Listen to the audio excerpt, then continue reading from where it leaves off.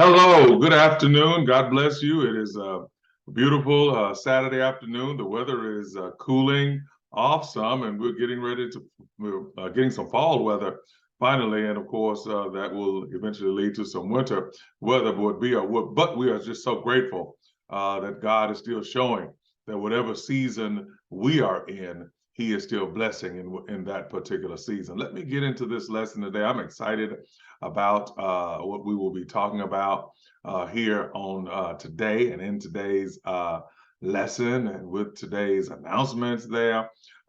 District Sunday School tomorrow morning at 9 o'clock. I will be teaching the lesson and you don't want to miss. I'm going to give you a taste of it today in about 10 minutes, but you don't want to miss the lesson tomorrow. I'm saving some of it for tomorrow, and then you definitely don't want to miss tomorrow's sermon to go along with it as well. So make sure that you join the Zoom meeting.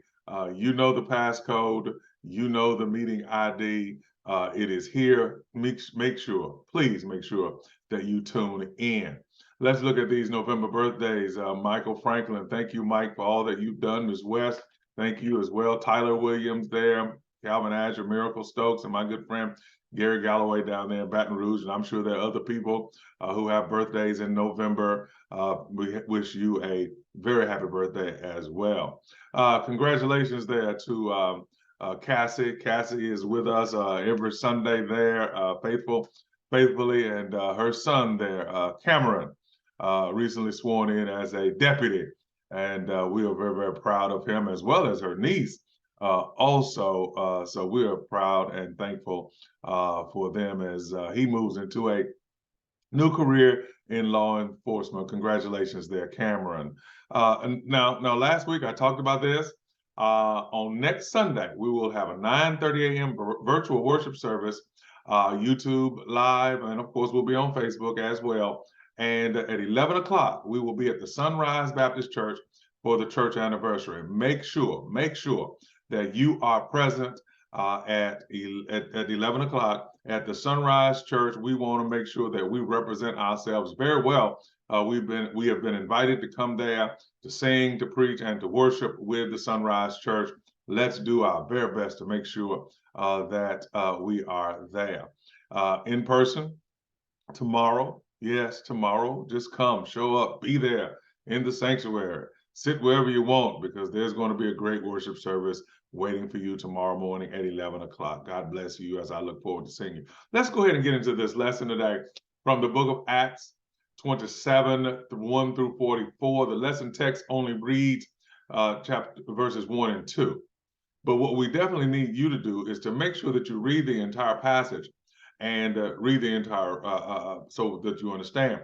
Last week, if you recall, Paul had gone before Agrippa, and he had requested to go to Rome. However, if you recall, Agrippa realized that Paul had done nothing worthy of being imprisoned. However, he said, because it is his right, he gets to go to stand before Caesar.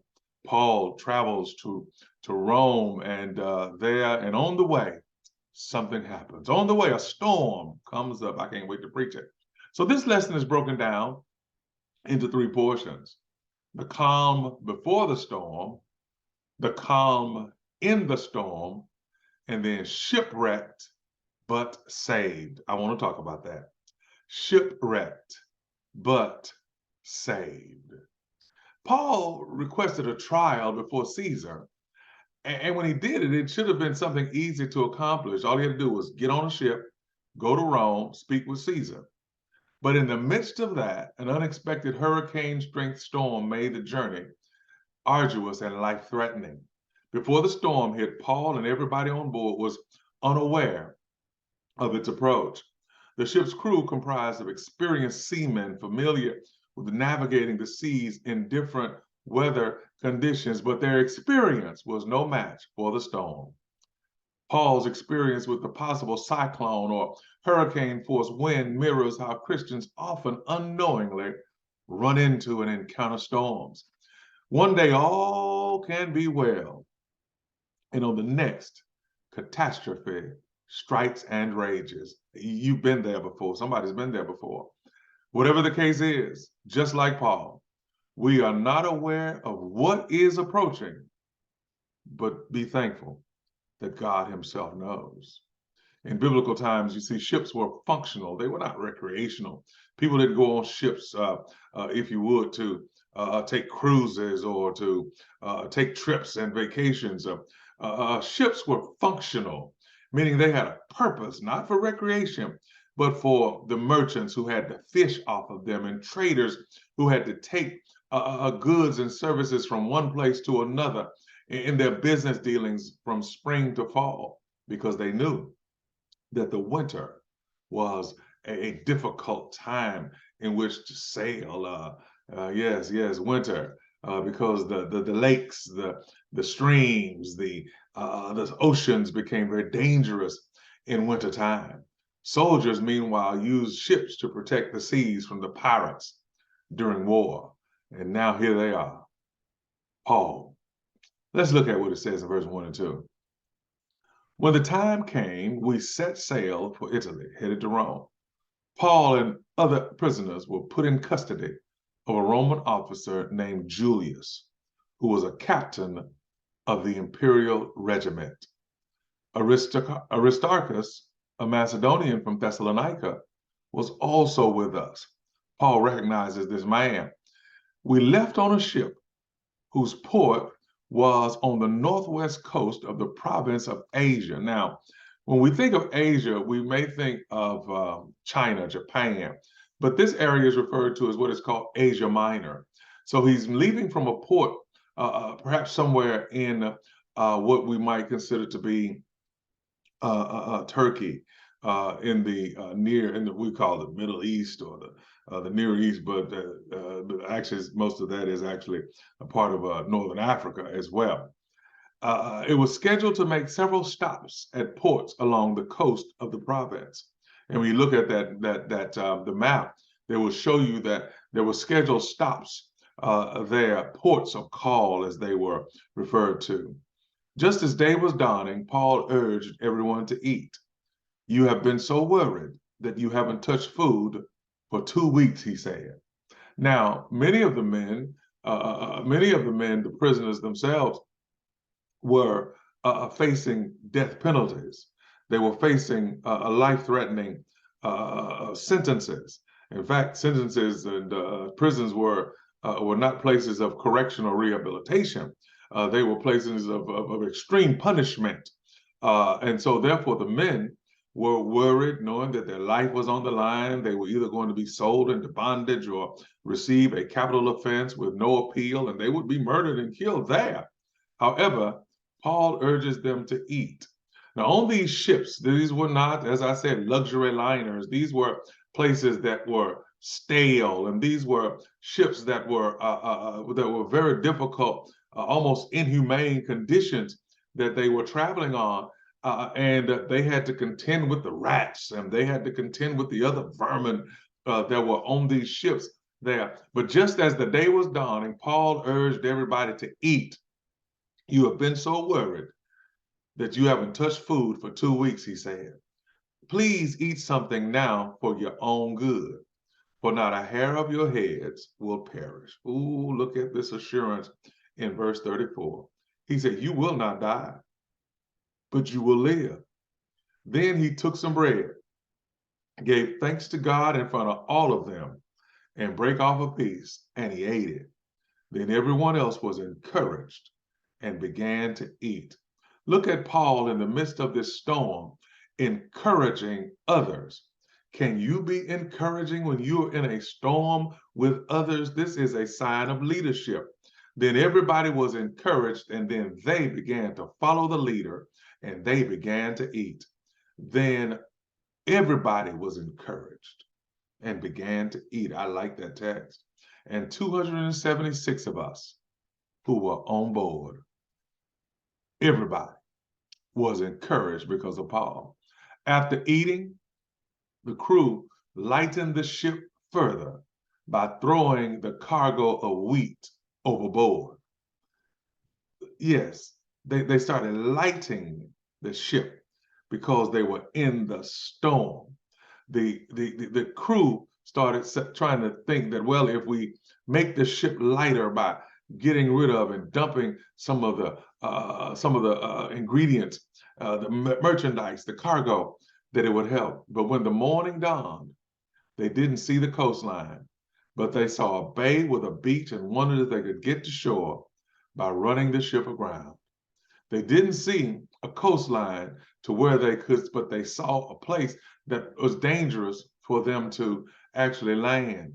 So they said, maybe if we just run the ship to ground and run the ship aground, which was similar to crashing it as well. So they cut off the anchors and left them in the sea. Then they lowered the rudders, raised the foresail, and headed toward the shore. But they hit a shoal and ran the ship aground too soon. They hit something that causes them to run aground too soon. The bow of the ship stuck fast, while the stern, the front, then the back was repeatedly smashed by the force of the waves and began to break apart. So now here they are, running aground too soon, still in the water per se. The ship is crumbling around them from front to back, and the soldiers want to kill the prisoners to make sure they don't escape and swim ashore, get away. But the commanding officer, who wanted to save Paul, so he didn't let them carry out their plan. He ordered all who could swim to jump overboard first and then make for land. I want the strongest of you. If you know how to swim, go ahead and swim ashore. When you get ashore, yes, I'm trusting Paul. There are many of us who are stronger than others. But then look at this right here. And he says, and first you make for land, but the others held on to planks or debris or broken pieces from the ship. So everybody escaped safely to shore. Yes, there's a lot more in this lesson I'm going to share with you in the morning. Paul had warned them about taking this trip. He knew the Euroclydon was there, but they sailed anyway. But even in the midst of it all, Paul remained steadfast. And Paul, having trusted in God, God having put the word into Paul's spirit, and no one lost their lives, and no one perished. There is a scene at the end of this movie. You've seen this movie before. It is called Titanic, I believe around 1997. And this final scene here is the female character, Rose, who is played by the actress Kate Winslet. And she had met the young man played by Leonardo DiCaprio. Of course, it is a fictionalized scene at the end, but she ends up surviving on broken pieces of furniture from the ship. Leonardo DiCaprio's character, he dies frozen in the ocean, but she lives because she survived on broken pieces of furniture in the ship. Yes, it's fiction, and she lived to tell. But how many of us have lived to survive? Because our testimony is I made it on broken pieces. Yes, my. Listen, I'm going to preach it tomorrow. I'm going to preach from Acts 27. Tomorrow, I am going to preach this text. Tomorrow, after I teach it, I know God is going to reveal something that is going to bless you, and you need to be in the building. You need to watch on YouTube. You need to watch on Facebook. You really just need to be in the building for this message and this word tomorrow. God bless you, and God keep you. Definitely is my prayer. God bless you today.